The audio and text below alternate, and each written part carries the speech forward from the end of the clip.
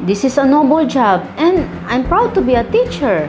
Napapakain ka ba ng Nobel-Nobel na yan, ate? Hindi ka nga na-ingkrisan eh. Abunado ka pa. Teacher ka na, di ba? Masaya ka na tinutupad ng mga estudyante yung pangarap nila. Ikaw! Yan na yun? Sagad na yun? Yan ang definition mo ng success?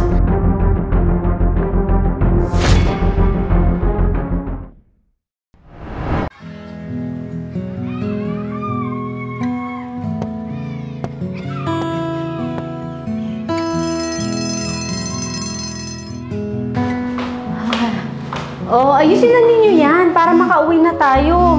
Si Bunso. Hello, Bunso? Hello, ate. Oh, Anong oras ka ba uuwi? saglit na lang to. Lagi ka na lang bang late?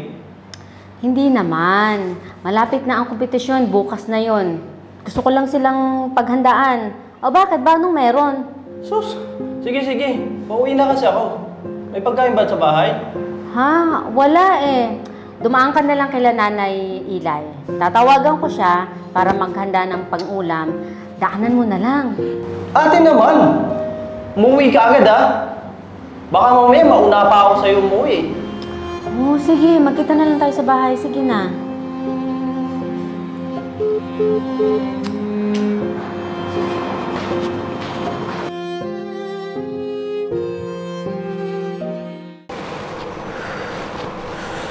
Ilang araw ka na umuuwing late ah. Gusto ko lang paghandaan ang inter-school competition ng mga bata. Ay nako, masyado ang pamarter dyan sa mga estudyante mo. Bunso, yan na nga lang ang nagagawa ko para sa kanila. Hayaan mo na. Alam mo ba, Bunso, nakatanggap kami ng notice galing ng school. Ang sabi, kailangan daw namin magbawas ng paggamit sa aircon. Kasi daw, ang laki-laki daw ng bill sa kuryente. Nakakahawa ang mga bata. May schedule lang para buksan ng aircon, pero ang init-init naman sa tanghali. Kawawang mga bata. Kailan ko dyan? Ate, ang dami kong problema. Gusto mo ba isa-isahin ko pa? Hindi naman sa ganon. Maiba nga pala tayo. Bukas, manalo or matalo, ilalabas ko ang mga bata. Okay? Kaya ikaw, bumili ka na lang ng pang-ulam mo bukas. Wow! Big time! Mga estudyante mo kaya mo ilabas, pero sa mong kapatid ayaw mo. Subukan mo kaya.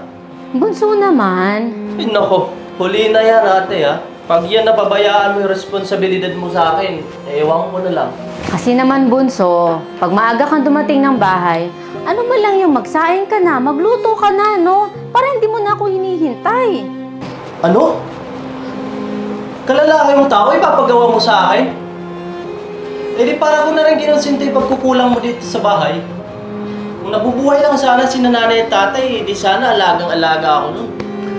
Bunso, pagod na rin naman ako pagdating ng bahay, ah. So? Ako ba hindi? Buong araw ako nagtatrabaho sa bilyaran. Ang daming tao doon, nakakapagod. Ikaw, nagmamando ka lang sa mga estudyante mo, patayo-tayo, paupo-upo ka lang, walang ginagawa. Diyan ka na nga, ang hirap mong kausap.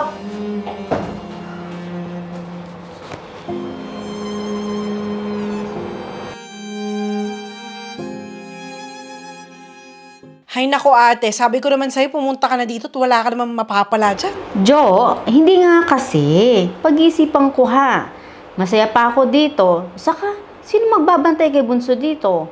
Alam mong lapitin ng gulo ang kapatid natin. Huwag mong babangitin sa kanyang pangalan na yan, na naiinis ako, naiirita ako, nabubwisit pa. Jo, alam mo ang bilin ng tatay at nanay sa atin at saka nag-iisang lalaki sa atin yan. Hayaan mo na. Hay nako ate, kaya umaabuso eh, binibaby mo. Hanggang ngayon, nako, may iba nga tayo. Hindi ka ba naliliitan sa sahod mo bilang teacher? Hindi man kalakihan ng kita dito, pero masaya ako. Satisfying naman pag nakikita ko ang mga ngiti sa mga estudyante ko. Hindi na uso martir ngayon, ate. Sabi nga nila, ang mga taong walang talento ay nagiging teacher na lang. Alam ko naman na magaling ka, pero di ko alam kung bakit ka naging teacher. Ka naman ganyan, Jo. This is a noble job and I'm proud to be a teacher. Mapapakain ka ba ng Nobel-Nobel na yan, ate? Hindi ka nga na-ingkrisan eh. Abunado ka pa. As if I don't know. Mga teachers, Lagi yan nasa London. Loan dito, loan doon. Diba? Joanne, foul na yan. Tumigil ka na. Basta ate, pag nagsawa ka na sa pagiging martir na guro mo dyan, ha? Kukunin kita. Sayang naman ang galing mo. Sige na, sige na. Bye-bye, bye-bye. Alis pa ako. Bye-bye.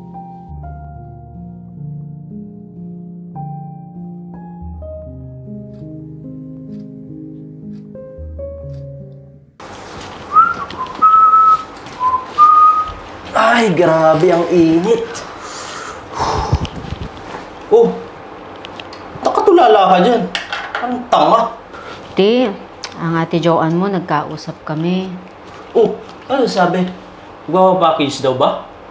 Pakisabi yung, sapatos ko, size 9. Ito talaga, kahit kailan, loko. Hindi yun. Kinukulit na naman ako mag-migrate eh. Ang dami mong arte. Ba't kasi ayaw mo? Wala pa akong anak. Siguro naman di ka pa mag-aasawa. Eh, kung nandun na kayong dalawa, di mas mabilis yun ako makukuha niyan.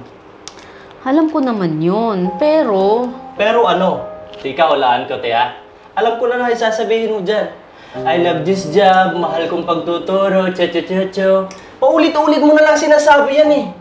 Wala bang bago? Eh, totoo naman eh. Mahal ko talagang pagtuturo. Bahala ka na nga dyan. Diskarte mo yan. Tigas ng ulo mo.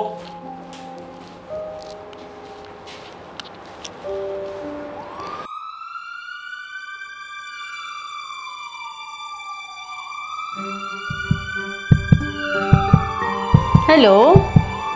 Ano? Bakit? Ano nangyari?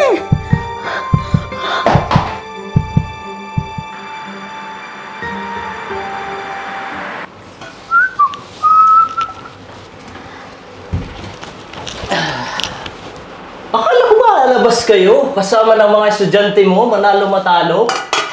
Eh, hindi kami natuloy eh. Sa wakas, natauhan ka rin. So, wag ngayon. Naisip mo na rin sa wakas na pangarap lang ng mga estudyante mo tinutupad mo. Bunso, please don't. O bakit? Teacher ka na, di ba? Masaya ka na tinutupad ng mga estudyante yung pangarap nila. Ikaw! Yan na yun? Sagad na yun? Yan ang definition mo ng success? Sinabi na tama na, di ba? Oo, masaya ako. Masaya ako na nakikita ko ang tagumpay ng mga estudyante ko. Na kahit nakakapagod ang maging guro, minamahal namin to. Kasi sa konting bagay na ginagawa namin, ay makakapagpabago ng isang tao. Palibasa, kayong mga utak talangka, porket hindi mayaman at sosyal, talo na kaagad sa buhay. Gumising sana mga taong katulad mo na hindi lang pera ang sukatan ng tagumpay. Siya nga pala, hindi kami natuloy ngayon dahil isa sa mga estudyante ko nasa hospital at critical ang buhay. Ano, masaya ka na?